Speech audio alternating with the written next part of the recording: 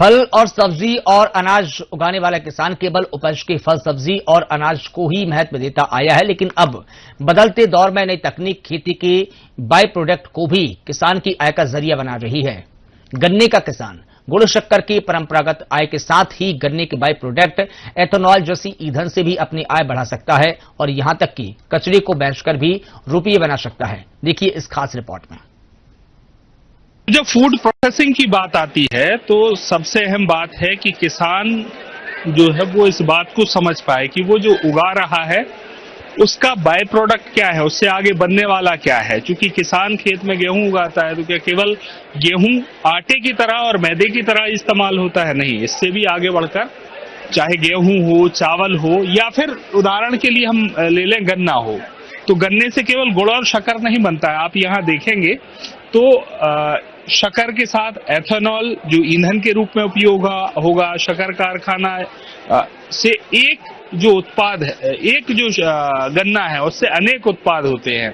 तो PDM potassium उर्वरक है, सीबीजी गैस है, इस तरह का ये चार्ट जो नजर आ रहा है।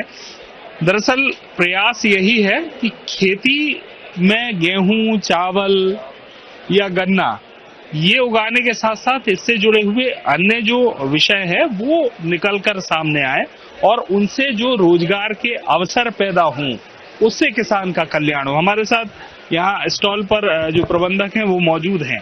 गन्ने को लेकर केवल आम इंसान केवल इतना ही सोचता है कि गन्ने से शक्कर बन सकती है या गुड़ बन सकती है। अब तो गुड़ की खेती को लेकर बड़ा सोशल मीडिया पर वायरल भी है, जब से मुख्यमंत्री ने कहा कि वो हब बनाएंगे और जो प्रोसेसिंग है वो सुगम तरीके से हो सके, इसके प्रयास मध्य प्रदेश की सरकार करेगी।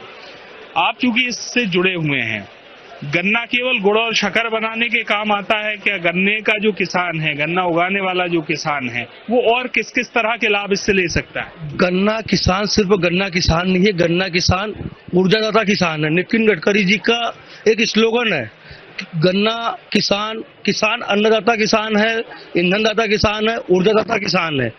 गन्ने से हम सबसे पहले शक्कर बना सकते हैं, शक्कर के साथ साथ गुड़ भी बनता है। उसके बाद आप देख सकते हो इथेनॉल बनेगा उससे। ज्यादा अच्छी अगर शक्कर मिल चलती है तो बिजली उत्पन्न हो जाती है। बिजली के बाद में शक्कर का जो मोलास बचता है उससे सीरा बन जाए, मोलासिस सीरा बन जाता है। उसके जो अपन गन्ने का जो जिसको बोलते हैं बकास, बकास से प्लाई बन जाती है, बायो ईंधन बन जाता है। उसके बाद में अपना जो प्रेस मेड उससे जैविक खाद बन जाती है। तो गन्ने से बहुत सारे बाय प्रोडक्ट निकलते हैं।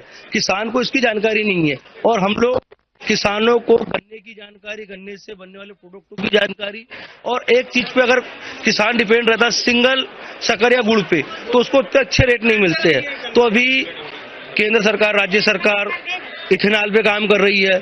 अगर भविष्य में अगर अच्छे इंजन, अच्छी मोटर व्हीकल कंपनियां अच्छे इंजन तैयार कर लेती जो इथेनॉल से चले, तो उससे गन्ने के दाम में उछाल आएगा।